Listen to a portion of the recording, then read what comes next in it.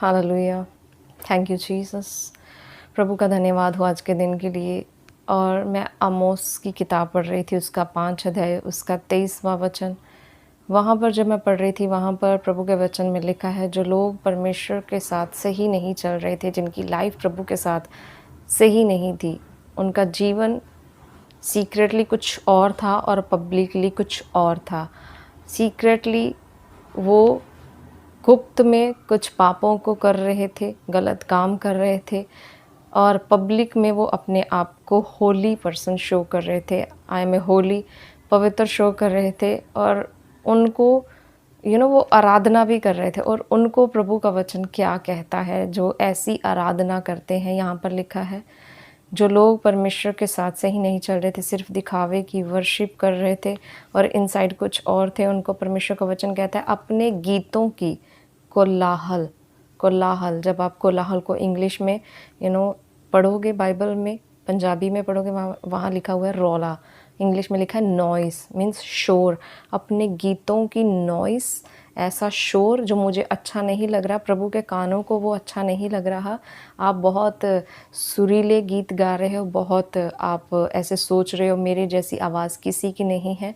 और अगर प्रभु बोल रहा है, अगर तुम अपने गीतों की कोलाहल, नॉइस, रौला, शोर मुझसे दूर करो, तुम्हारी सारंगियों के सुर मैं ना सुनूंगा।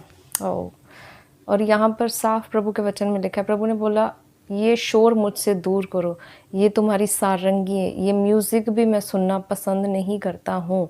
सिर्फ उन लोगों को ये प्रभु का वचन बोला है जिनकी लाइफ प्रभु के साथ सही नहीं है, गुप्त में कुछ और है लेकिन पब्लिक सबके सामने कुछ और है।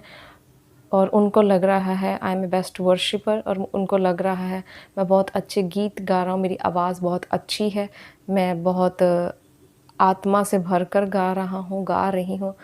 पर प्रभु के वचन में से हमको देखना है और हमें सीखना है और हमें अपनी लाइफ को सही करना है। कहीं परमेश्वर हमें ऐसा ना बोल दे कि अपने कोलाहल को मुझसे दूर कर, और तुम्हारे संगीत की आवाज़ भी मुझे सुनना पसंद नहीं है।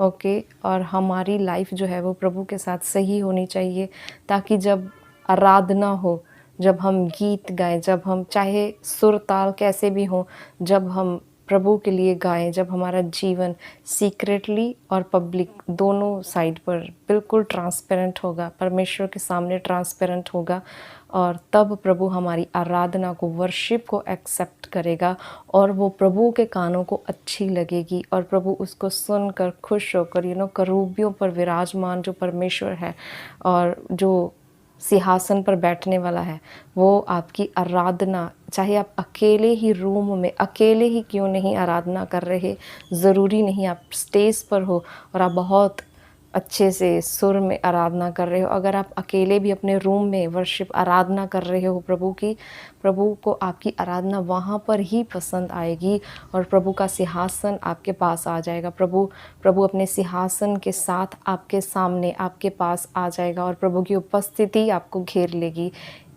इसलिए हमें अपनी लाइफ को प्रभु के साथ बिल्कुल सही रखना है, पब्लिक में भी और प्राइवेट में भी। ओके। अगर आप प्राइवेट वर्शिपर, अगर आप सीक्रेटली एक अच्छे वर्शिपर हो, आपकी लाइफ बिल्कुल सही है प्रभु के साथ, तो परमेश्वर आपको पब्लिक में भी अपनी प्रेजेंस से भरेगा। God bless you.